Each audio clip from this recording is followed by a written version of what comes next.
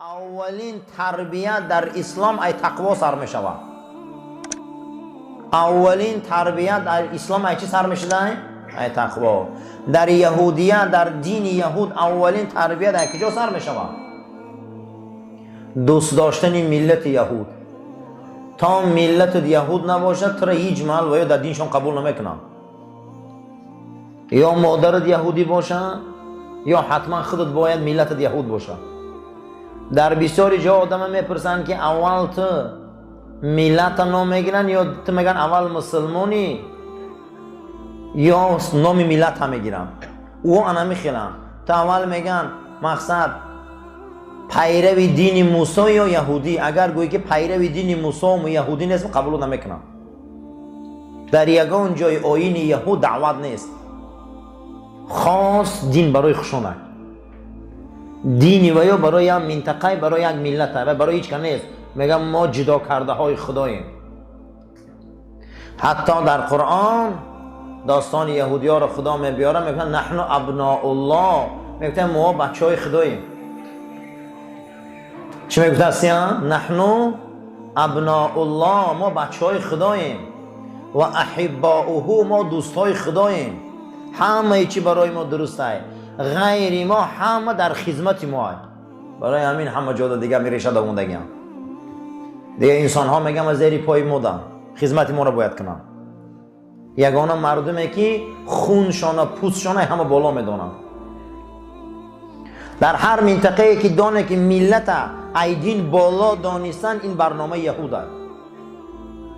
اما اسلام ملت نداره. در یگان جای اسلام کلمه ملت نیامده. کجای اسلام در کلمه ملت بیایه این دین است. ملت ابیکم ابراهیم. خدا میگه ملت پدرتان پیروی ملت پدرتان ابراهیم باشه. میگه او چیه اون ملت؟ دین ابراهیم پیرو باشه. در اسلام کلمه امت است، ملت نیست. کلمه چی است؟ امت. در همینجا چی مردمی هست؟ همش امت محمد است صلی الله علیه و سلم. چی سرخ پوست است، چی سفید پوست است، چی سیاه پوست است. در کجایی که کسی گفت لا اله الا الله محمد رسول الله تمام برادر مونه. ما وی نمیگیم تو قزاقی، قرقیزی، ازبکی، تمام برادر ما. دین ما برنامه‌اش و سبدای یهودی ها. البته ما اسلام بسیار دینی بزرگه. اسلام یگان خون نگاه نمیکنه، پوست نگاه نمیکنه و یا اول خون نگاه میکنه با پوست نگاه میکنه. حتی در دیگر جاش وقتی که زکات تهیه شد، وقتی که صدقه یاردم تهیه شد برای مسلمان ها، یهودی های مدینه گفتن که خدای محمد کم بغل بوده صلی الله علیه و سلم. گفتن که یاردم کنه کم بغلا را تا خدا خرسان شود. ید الله مغلوله، دست خدا گفتن کم بغل شکسته بوده. اونها گفتن نحن اغنیا، ماها خیلی ثروتمندیم و این مسلمان ها قطعی خداشان خیلی فقیرن. دیدید خدا خودش بازی میکنن؟ دیدید چگونه عقیده هاشون قطعی بازی میکنن؟ عقیده شناسی هاشون دیدید که چه خیلی هم انا اکنون فرسوده شدن، ریختن رفتن. برای اونها ملت یهود در کاره، دین نه. برای اونها موسی، سلیمان و داود علیه السلام هیچ ارزش نداره. یگان ارزش ندارن. اونها در ای همه ارزش بلند اول خونه. اگر یک مراتبه در آیین زردوشت اگر نگاه کنیم، مقدس ترین چیز در آیین زردوشت اینم نقضدانه که ایمان داشتن به دو خدا، خدای نیکی و خدای بدی. خدای نیکی دهقان آفرید، گندم آفرید، روشنی را آفرید، آب آفرید، محنت آفرید. خدای بدی شیطان آفرید، مار آفرید، کژدم آفرید، شب آفرید، بدی را آفرید. دو خدا در ایمان میبیاری. اینها را ثنویه میگن. یعنی به دو خدا ایمان میبیاری به میشی مسلمان در آیین زردوشت. آیین دو خداگاه های بسیار تعلیمات بد داره. تعلیماتش بسیار تعلیماتی بد های. بسیار عقیده های بد داره. امروز اکنون حالی در همین امروز اروپایی ها یک زردوشت شناسی مرکز دارن، خصوصا فرانسوی ها کتابی نوی زردوشت نوشته سینکو اوستاره. چی خوبیه که در دنیا ها دادریم کتاب رو وردیم. ای مسلمان ها چند خوبی گرفتیان، ای یهودی ها ای مسیحی ها در آوردیان کتاب نو کرده که زردشتی رو دعوت دارن که نبیای ما زردشتی کتاب اواسطای نو نوشتیم. در همین دنیا چه خوبی هست مگه در اون میوی. انا بینه نکنون که برای اونها به دو خدا ایمان داشتن و مقدس داشتن آتش کده باید مقدس باشه. الله بلند گریان کرده پیش او رفته با الله صحبت میکنی، با الله گپ میزنی، الله با گپ میزنی گناهام سوزان و بالاش مقصد گپ این بر اون بر میجهی.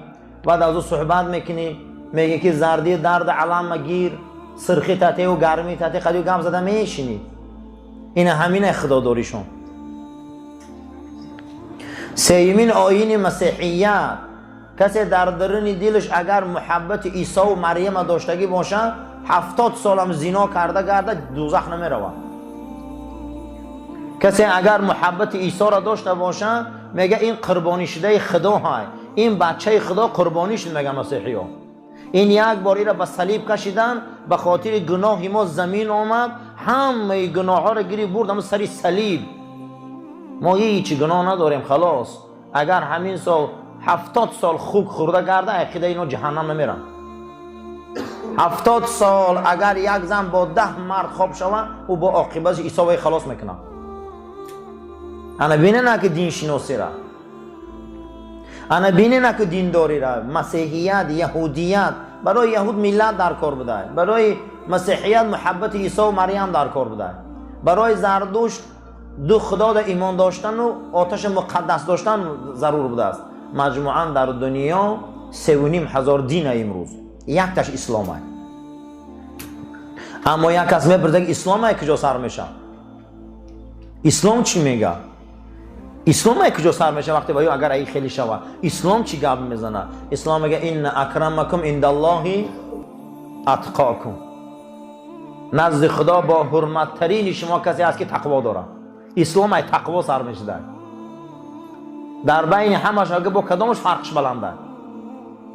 نه عرب نه عجم، تو کسی هستی نیست تقوا داری نزد خدا آبرو داری. تمام. ای کدام ملتی ای کدام سرزمینی آمدی مسلمان شدی تقوا پیشه کردی خلاص تو برای خدا ارزشمندترین بنده ای. تو اگر نسل رسول هم باشی، سادات و سیدزاده هم باشی، تو اگر تقوا نداشته باشی هیچ ارزش نداری نزد خدا ده. هیچی. چگونه ای که نفس ما 3 تقسیم های. یکمش شهوت، دویمش غضب، سومش عقل. بدن ما هم از 3 چیز تقسیم های. یکم شهوت های، دویم غضب های، سوم عقل های. در بدن ما 3 عنصر هست که بدن ما را اداره میکنه. از همون عنصرها، از همون میکروسکوپی که خدا خلق کردگی های ما 3 تاش گپ زدیم که یک تا شهوت بوده. بسیاری حالات ها میگن شهوت، انسان ها گمان میکنن که زن خلاص. نه، معنی شهوت کشیش. معنی شهوت چی بوده؟ کشیش. همین کسی که آب نوشید و شهوت داره، کسی که اوقات خورد و شهوت داره، کسی که تماشا را و شهوت داره. یکی از همین شهوت ها شهوت جنسی است که از همه شهوت وزبین همین شهوت است. دویمش غضب است. کما نکنه که غضب آدم ها سرخ میشن و آدم ها زبان میگزن و آدم ها قهرآلود میشن، همین غضب است. نه، غضب هم در بدن آدم یا نیرو است. گاهی میشود که ثواب است، گاهی میشود که عذاب است. گاهی میشود که آدم غضب میکنه برای ناموسش، گاهی میشود آدم غضب میکنه برای دینش، گاهی میشود آدم غضب میکنه برای حقش. این با ثواب است. در بدن آدم وقتی بیماری میدراید، این نقطه نظر علم اسلام و طب قدیم، نیروی غضب قطعی همون میکروبا مبارزه میبره. امروز نام او را ایمونیتت میگن. نام او را چی میگفتیم؟ معلومه که غضب چیزی خوب بوده. همون غضب قطعی همون مبارزه میبرده یا هلاک میشده یا همون را بیرون میکرده. کسی غضب نداره و یکمش که زندگی کرده نمیتونه. گمان نکنیم غضب کسی هسته که زبانش گزه و دشنامته و سرخ شوه. این نیست. ایران نامش در کتابای اخلاق با میگفتیم نائرة الغضب. چی میگفتیم نام ایران؟ نائرة الغضب، یعنی غضبی که اکنون میسوزونه همه جورا. نائره به معنای علو. این نمود غضبش کفره. به یک اندک غضب زندگی رو پاش میخوره. یک غضب قدی جوان مقصد گپ میکشه میره و محبس. یک غضبای بی‌معنی، یک غضب آدم کافر میشه. یک غضب در کار نیست. کل غضب در بدن ما یک ارگانی بوده است که این تمام نیروهای بیماری بدن ما را همین غضب قدیش مبارزه میبرده. همه آدمایی که ضعیفن، آدمایی که به حد به قوتن و یارو غضباشون ضعیفه. دومین چیزی که بدن ما را اداره میکرده نامی چی بوده است؟ غضب. سومین چیزی که در بدن ما بوده است نام این عقل. عقل به معنای چه؟ ادراک، فهمیدن. من حاضر آدمای به عقل گپا رو فهمیده استیم. اگر آدم به عقل باشه او در هیچ محل نه نماز فرضه، نه رمضان فرضه، نه روزه فرضه، نه چی دیگه. امام غزالی بدن آدم سه تقسیم کرده، روزه را هم سه تقسیم کرده. گفته ای همه چیزی بزرگ که در شریعت ما تقوا های. ای همه چیزی بزرگ در شریعت چی بوده؟ تقوا. غضب و شهوت عقل در شریعت ما چی داره میکرد؟ تقوا. تا تقوا نباشه هر سینی داره نمیشود. اگر شهوت و غضب گپی عقل گوش کنن آدم میشه مسلمان. اگر غضب و شهوت گپی عقل گوش نکنن آدم میشه منافق. آدم میشه بدین. آدم میشه از درنده گنده. برای چی؟ برای که عقل بالای غضب و شهوت رهبر نیست. ماه شریف رمضان یگانه ماه بوده که عقل در بالای هر دی اینها رهبر میکرده. الحمدلله. ماه شریف رمضان یگانه ماه بوده است که ما را شهوتامون میکشه، غضبامون میکشه. همین غضب درسته در رمضان؟ شهوت درسته؟ نمیکنی. اکنون عقل بالا میرفته. عقل بلند میشده. عقل بالای هر دین در راهبری میکرده. انا همین میگفتن نامش تقوا. اولین کلمه که خدا در سوره بقره آیه رقم 183 گپ میزنه یا ایها الذین آمنوا کتب علیکم الصیام.